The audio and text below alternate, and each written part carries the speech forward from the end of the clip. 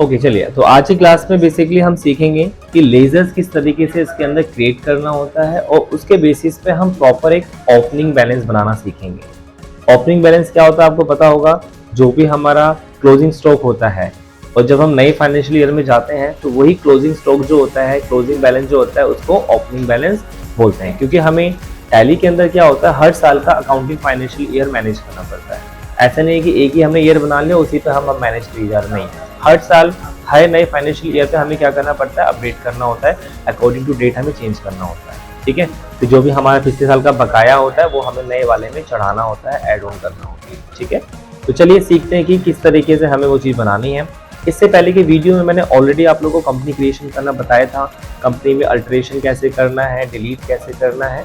अगर आप लोगों ने वो वीडियो नहीं देखी है तो आप उसको डिस्क्रिप्शन बॉक्स में उसका लिंक शेयर किया हुआ है, आप लोग वहाँ से देख सकते हैं। तो आइए स्टार्ट करते हैं कि लेजर्स कैसे क्रिएट करना है। सो आपने आना है यहाँ पे एडमिनिस्ट्रेशन के अंदर। ठीक है, सबसे पहले तो आपने करना क्या है, कंपनी ओपन करनी है। तो यहाँ पे देखिए मैंने कंपनी ओपन कर लिया है, अगर नहीं है तो कंपनी के अंदर जाना है और यहाँ से आपने ओपन कंपनी का ऑप्शन आ जाएगा। अभी क्लोज आ रहा है बिकॉज हमने ऑलरेडी ओपन किया हुआ है, राइट। तो आपने क्या करना है, अभी लेजर क्रिएट करना है। तो आप एडमिनिस्ट्रेशन पे आओ, मास्टर सेक्शन पे आओ और यहाँ से अकाउंट्स पे आ जाइए। ठीक है, तो कहाँ से क्रिएट करना है, एडमिनिस्ट्रेशंस, मास्टर के अंदर अकाउंट का सेक्शन आएगा, उसके अंदर हमारे पास यहाँ पे आ रहा है ऐड का सेक्शन। ओके, ऐड का मतलब होता है लेजर्स क्रिएट करना, बनाना। और नेक्स्ट आता है इसके अंदर मॉडिफाई का मतलब है जो भी आपने लेजर बना लिया है उसमें आपको चेंज करना है तो वो मॉडिफाई के थ्रू चेंज कर सकते हैं, या फिर उसको आपको देखना है सिर्फ लिस्ट में साले सिर्फ और सिर्फ आप देख सकते हैं कि कितने लेजर्स बने हुए हैं। ठीक है, टैली के अंदर सिर्फ और सिर्फ 2 लेजर्स पहले से बने आते हैं, कौन कौन सा, कैश का और पीएल अकाउंट, पीएल यानी कि profit and loss account. Busy के अंदर कई सारे लेजर्स बने हुए हैं, चेक कर लो पहले, बिकॉज ऐसा ना हो कोई ओवरराइट हो जाए उस नाम से। तो आपने क्या करना है, बनाने से पहले आपको लिस्ट में चेक कर लीजिए। यहाँ पे जाएंगे और यहाँ से पूछ रहा है स्क्रीन, यस, और ये क्या पूछ रहा है, स्टैंड फॉर्मेट में पूछ रहा है यहाँ पे एक, और दूसरा कन्फिगरेबल और कन्फिगरेबल हायरार्किकल में। तो हम लेते हैं अभी स्टैंडर्ड फॉर्मेट में, जो इसका बाय डिफॉल्ट स्टैंडर्ड फॉर्मेट आता है। और सारे अकाउंट चाहिए, यस, अकाउंट वाइज चाहिए, ग्रुप वाइज चाहिए। अब अकाउंट ग्रुप में क्या फर्क होता है, मान लीजिए आपने कोई बनाया, रोहन के नाम से कोई लेजर बनाया। ठीक है, रोहन को हमने माल बेचा है, राइट, यानी रोहन हमारा कस्टमर हो गया। तो रोहन क्या कहलाएगा, अकाउंट का पार्ट कहलाएगा। अब रोहन को जो मैंने लेजर बनाया, मैंने किस ग्रुप में रखा है, उसको हमने रखा है अंडर सन्ड्री डेटर्स। कस्टमर है तो सन्ड्री डेटर्स में आएगा, तो वो सन्ड्री डेटर्स क्या कहलाएगा, ग्रुप कहलाएगा। तो आपको ग्रुप वाइज लेजर चेक करने हैं तो यहाँ से आ जाएंगे, लेजर वाइज लेजर चेक करने हो तो फिर ऑल अकाउंट्स में आ पाओगे। ठीक है, तो यहाँ पे आपको सारे दिखा देगा, ये रहा, यहाँ पे ग्रुप भी दिखा देगा। तो इतने सारे पहले से बने हुए हैं। एडमिनिस्ट्रेशन तो क्या है, एडवर्टाइजमेंट एंड पब्लिसिटी है, बैड डेट्स का हो गया, बैंक चार्ज का हो गया। तो मैक्सिमम जो कॉमन लेजर होते हैं जो अकाउंट के अंदर यूज होते रहते हैं, कैश का भी है ऑलरेडी, ठीक है, बुक्स का है, बिजी इन्फोटेक तो चलो अलग हो गया, चैरिटी हो गया। तो ये बहुत सारे कंप्यूटर खरीद रहे हो आप, डेप्रिसिएशन लगा रहे हैं, डेवलपमेंट लगा रहे हैं, तो बहुत सारे यहाँ पे एक्सरसाइज ड्यूटी हो गया, एजुकेशन चार्ज हो गया, अर्नेस्ट मनी हो गया। तो यहाँ बहुत सारे लेजर्स आपको, कुछ मिसलीनियस एक्सपेंस होते हैं जिनका प्रॉपर नहीं बनाते हैं, छोटे मोटे होते हैं, उसका मिसलीनियस एक्सपेंस में डाल देते हो। जैसे कोई चाय का खर्चा हो गया, मैच बॉक्स का खर्चा हो गया, कोई छोटे मोटे ऐसे खर्चे होते हैं, तो हम अलग से उनका लेजर नहीं बनाते हैं, उसको हम क्या करते हैं, मिसलीनियस एक्सपेंसेस में डाल देते हैं। ठीक है, ऑफिस इक्विपमेंट, कोई ऑफिस के लिए इक्विपमेंट आया है, सामान आया है, कोई स्टेपलर आया है, कुछ ऐसी चीज़ आई है, हालांकि उसको स्टेशनरी आइटम में भी डाल सकते हो आप। तो यहाँ बहुत सारी चीज़ें बनी बनाई आपको मिल जाएंगी। सेल्स का ऑलरेडी बना हुआ है, क्योंकि उस टैली के अंदर हमें ये सब बनाना पड़ता है। तो ये सब इसके बेनिफिट्स हैं बिजी के अंदर। तो बहुत सारी चीज़ें इसके अंदर ऑलरेडी आपको क्या है, बनी हुई मिल जाएगी। सर्विस टैक्स का मिल जाएगा, स्टॉक्स का मिल जाएगा, TDS है वगैरह वगैरह, कई सारे बने हुए आपको मिल जाएंगे। ठीक है, तो इनको छोड़ के बाकी अब आपको जैसे अब इसमें खाली ये रहेगा, डेटर्स और क्रेडिटर्स के नहीं होते हैं। क्यों, क्योंकि वो कस्टमर का नाम हमें नहीं पता क्या है, तो इसलिए बिजी वाले वो बना के देते हैं। जो कॉमन लेजर्स होते हैं वो बिजी आपको रेडी करके देता है। ठीक है, तो ये हमने लिस्ट में जाके देखा कि क्या क्या हमारे लेजर्स हैं, बट यहाँ से चेंज नहीं होगा, ध्यान रखना। अब पीछे आने के लिए क्या करना है, स्केप करना है, स्केप करके आप बैक आ सकते हैं। ठीक है, एक बार और स्केप करेंगे और स्केप करेंगे, अब आ गया आपका। तो ये हमने कहाँ गए थे, एडमिनिस्ट्रेशन में, लिस्ट के अंदर। लिस्ट के अंदर मतलब आप देख सकते हैं कितने लेजर्स हैं, उसमें चेंज करना हो तो अब अगर मान लीजिए हमने कोई लेजर बनाया है, उसमें हमें मॉडिफाई करना है, तो कहाँ जाना है, मॉडिफाई। पहले काम करते हैं, बनाना सीख लेते हैं, बनाना कैसे है। तो हम चलते हैं यहाँ पे ऐड के अंदर और इसमें आपने ऐड पे क्लिक कर देना है, ठीक है। तो लेजर क्रिएशन की विंडो आ गई। इसमें हम बोलते हैं ऐड अकाउंट मास्टर, यानी लेजर क्रिएट करने का सिस्टम को क्या बोलते हैं, ऐड अकाउंट मास्टर, ठीक है। तो आप यहाँ से भी ऐड अकाउंट कर सकते हैं। इसकी शॉर्टकट की क्या होती है, ऑल्ट F1, सिंगल लाइन है इसका मतलब ऑल्ट हो गया। अब यहाँ से जैसे हम बनाते हैं हम एक कस्टमर का बनाते हैं, ठीक है। तो कस्टमर जो है वो है Rohit account, okay. Enter, short name को इसका देना है तो दे सकते हैं। प्रिंट में क्या नाम चाहिए, रोहित ही चाहिए। फिर ग्रुप, अभी हमारे कस्टमर है तो किस में आएगा, सन्ड्री डेटर्स में आ जाएगा, तो उसको डेटर्स पे रख दोगे आप, ठीक है। ओपनिंग बैलेंस अगर कुछ उसका है तो वो यहाँ पे हम क्या करेंगे, ओपनिंग बैलेंस क्रिएट कर लेंगे, ठीक है। अभी हमारा कोई इसका ओपनिंग बैलेंस नहीं है तो फिलहाल मैं 0 रख रहा हूँ, ठीक है। एड्रेस उसका डाल सकते हैं, एड्रेस फिलहाल मैंने डाल दिया राजापुरी। कंट्री क्या है, स्टेट क्या है, वो सब डाल दो। आधार नंबर है, वार्ड नंबर है, ईमेल आईडी, मोबाइल नंबर डालने से ये फायदा रहेगा कि हम उसको बाद में उसका बकाया पेंडिंग है हम उसको मैसेज ड्रॉप कर सकते हैं यहीं से, उसका मैसेज लाएगा कि भैया आपका इतना अमाउंट पेंडिंग है, उसको सबमिट कर दो। तो ये इसका एक फीचर है, ठीक है। बिजी के अंदर, वो टैली के अंदर नहीं है। तो आपने मोबाइल नंबर डाला होगा तो जाएगा। अभी से मोबाइल नंबर हम डालते हैं। उसके बाद यहाँ से व्हाट्सअप नंबर भी डाल सकते हैं, अगर व्हाट्सअप पे भेजना डायरेक्टली व्हाट्सअप नंबर भी डाल सकते हैं, वही सेम व्हाट्सअप नंबर है। टैक्स नंबर, कॉन्टैक्ट पर्सन कौन है, कॉन्टैक्ट पर्सन रमेश सर है, ठीक है। और ट्रांसपोर्ट क्या है वो डाल दो, किसी ट्रांसपोर्ट के थ्रू जा रहा है तो, ठीक है। तो यहाँ डालना है enter. Maintain bill bye bill detail, यानी अगर हम चाहते हैं कि उसके अंदर डिटेल्स जो हमें बिल वाइज बिल मेंटेन करना है तो इसको क्या करना है, आपने यस करना है। तो ऑब्वियसली बात है हमें बिल वाइज बिल मेंटेन करना है, यस करेंगे। और इसमें हम क्रेडिट डे फॉर सेल की लिमिट भी लगा सकते हैं। अगर मान लीजिए कोई कस्टमर हमसे क्रेडिट पे माल परचेज कर रहा है उधार, तो कितने दिन हम उसको उधार दे रहे हैं, तो वो आप लिमिट सेट कर सकते हैं। इससे ये फायदा रहेगा, अगर आपने यहाँ 10 डेज कर दिया है, ठीक है, तो उसको क्या करना है, 10 डेज के अंदर उसको बिल पेमेंट करना होगा, ठीक है। तो फिलहाल मैं अभी 0 करता हूँ, नया हमारी कंपनी है तो हमें ज़्यादा दिन भी देना पड़ सकता है, ठीक है। और ये परचेज का यानी सेल कब आपने किया है यहाँ पे, और यहाँ पे परचेज की क्या डेट रहेगी वो सब डाल सकते हैं। उसके बाद अगर आपके पास रोहित की बैंक अकाउंट डिटेल्स है तो यहाँ पे ऐड कर सकते हैं, नहीं है तो आप स्किप भी कर सकते हैं, छोड़ सकते हैं, ठीक है। उसके बाद सेव का ऑप्शन आएगा, यस, और ये हमारा लेजर बन चुका है, राइट। अब हमें चेक करना हो तो कैसे चेक करेंगे, आपने स्किप करना है और यहाँ आपको आना है लिस्ट पे, right, screen, standard format, all accounts, और यहाँ पे हम सर्च करेंगे रोहित, तो ये रोहित अकाउंट यहाँ पे आ चुका है, राइट। अब हमें इसके लेजर में कोई चेंज करना है, बदलाव करना है, तो यहाँ से नहीं होगा, हम लिस्ट पे गए हैं, बैक आना पड़ेगा उसके लिए आपको और मॉडिफाई पे आना होगा, ठीक है। किस में चेंज करना है, हमें रोहित में करना है, तो रोहित ले लिए, ऊपर आप सर्च करके लिख सकते हैं और फिर एंटर कर देना है। तो ये रोज का सेम वही विंडो वापस से खुल गया है। अब यहाँ जो भी आपको चेंजेस करना है, बदलाव करना है, वो आप कीजिए और इसको सीधा फिर एक्सेप्ट कर लो। लास्ट में जो भी आप चेंजेस करेंगे वो हो जाएगा। अब जैसे हम एक काम करते हैं, मैं इसमें चेंज कर देता हूँ। मैंने ट्रांसपोर्टेशन डाला था, आधार नंबर भी मैं डाल देता हूँ यहाँ पे, और ये सब नहीं है, ईमेल आईडी भी डाल दिया। तो जो आपने ऐड करना है वो ऐड कर लो।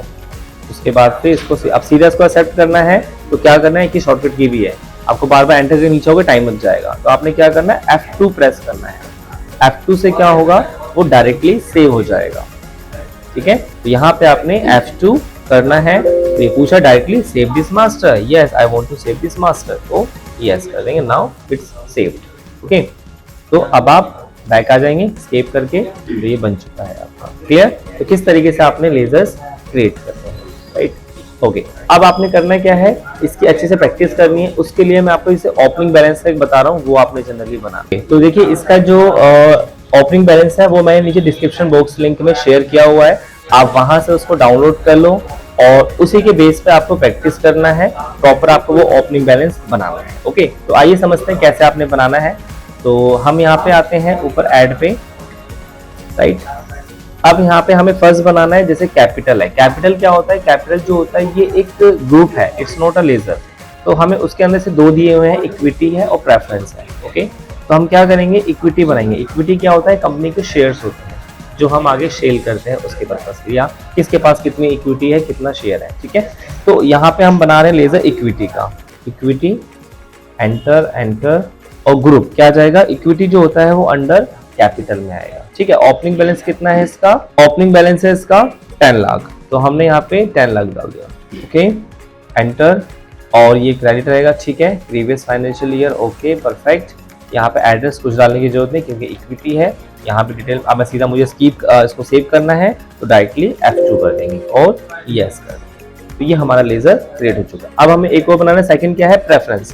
तो प्रेफरेंस पे जाएंगे, अंडर क्या जाएगा, सेम कैपिटल, और इसको भी सीधा मैंने नहीं, इसका ओपनिंग बैलेंस नहीं डाला है, ओपनिंग बैलेंस डालना है। इसका कितना है, 9 लाख, ये हो गया। इसको भी सीधा F2 करके एक्सेप्ट कर लिया, राइट।